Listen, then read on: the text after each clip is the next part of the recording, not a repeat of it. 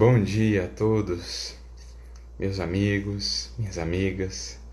Que Jesus nos abençoe o coração, que possamos estar aqui acessíveis à inspiração dos benfeitores, preenchendo o nosso mundo interior de luz e de paz, a fim de que possamos irradiar essa luz e essa paz ao longo do dia, envolvendo os corações que partilham conosco a existência nesse clima de serenidade e de confiança.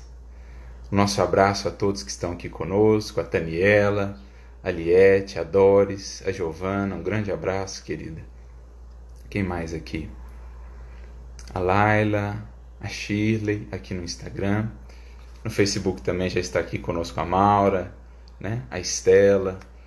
Enfim, já muitos corações aqui conosco. Que tenhamos todos um ótimo dia.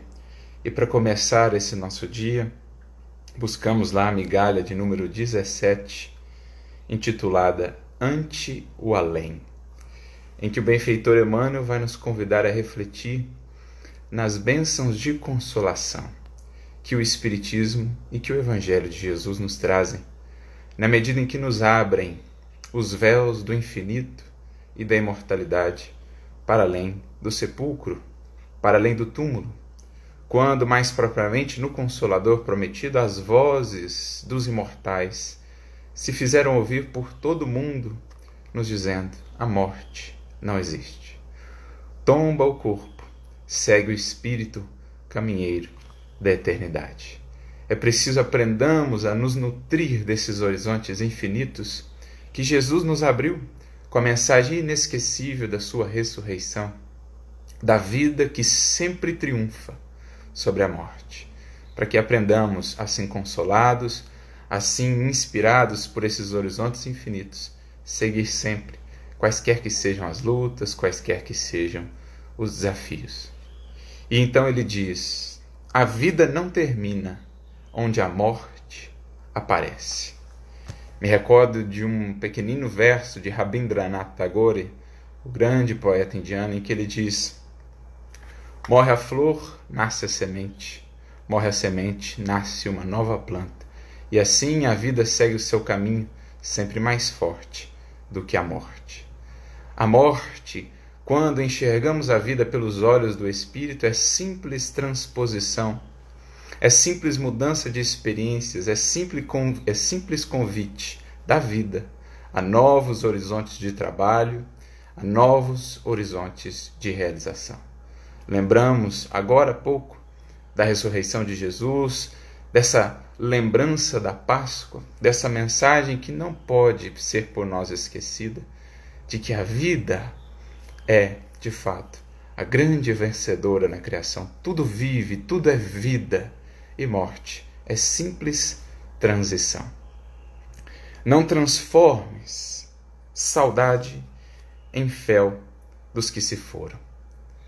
Ante aqueles, portanto, corações queridos, que partiram antes de nós, que voltaram à vida verdadeira, aonde de fato pertencemos, à vida triunfante no mundo espiritual, àqueles que partiram antes de nós, que possamos não dar-lhes o fel da revolta, o fel do desconsolo total, do abatimento, da perda pelo ânimo, pelo sabor do viver, pela vontade de viver, que não convertamos as nossas lágrimas no corrosivo dessa revolta, que chega e que alcança o coração deles, trazendo-lhes mais dificuldades no processo de transição e na vida que lá são convidados a viver, pois também trabalham, pois também seguem se transformando, aprendendo e avançando na jornada infinita de ascensão. Pelo contrário, que saibamos converter as nossas lágrimas, pois poderão existir as lágrimas da saudade, mas que sejam as lágrimas da esperança, as lágrimas do carinho, as lágrimas ali entremeadas, misturadas à certeza do reencontro, que será tão mais feliz, tão mais luminoso, tão mais alegre, quanto melhor soubermos aproveitar o tempo que ainda nos falta aqui, até que um dia venhamos novamente a nos reencontrar. Mas que possamos também entender que, mesmo separados pela barreira do corpo físico, dos sentidos materiais, em verdade seguimos juntos pelos laços indestrutíveis do espírito, do pensamento e do coração. Que as nossas lágrimas, portanto, não sejam senão as lágrimas do amor, do carinho, da ternura, porque essas sim serão as lágrimas que fertilizam, que adubam, que tornam ainda mais vigorosa essa árvore de frutos preciosos, a árvore do amor, a árvore do afeto.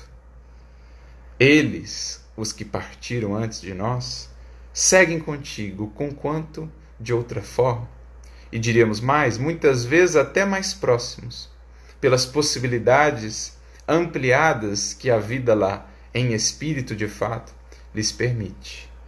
Dá-lhes amor e paz, por muito que padeças.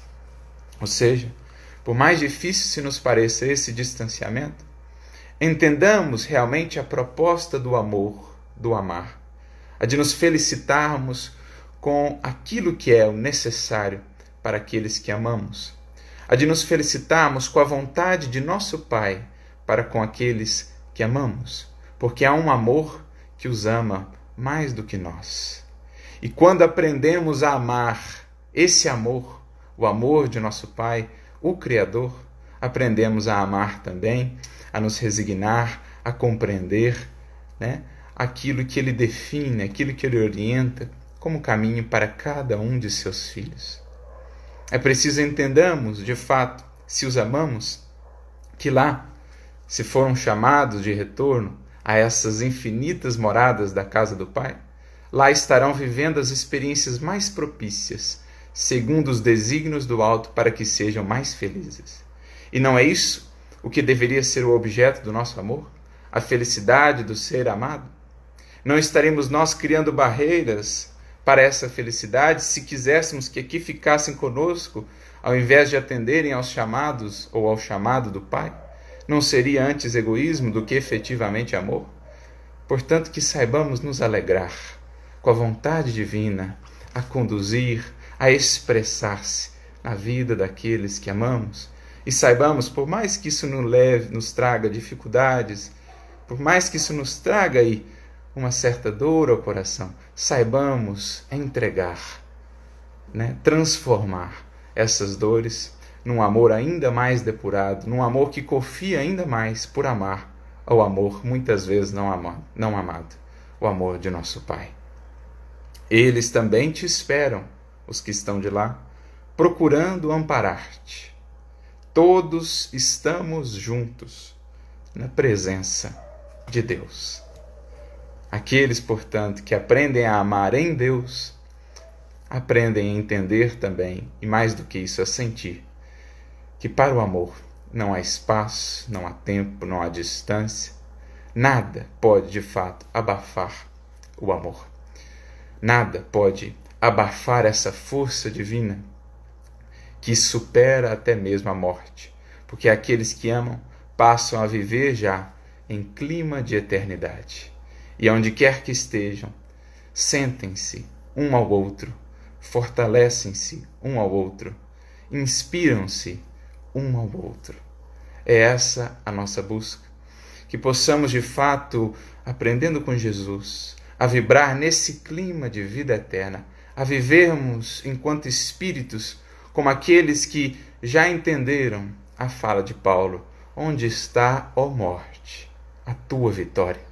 Se tudo na criação é vida que transborda, é vida que triunfa, é vida que ressurge depois de cada sombra, de cada morte, entre aspas, ainda mais renovada, ainda mais viva a se expressar no infinito e na eternidade da criação.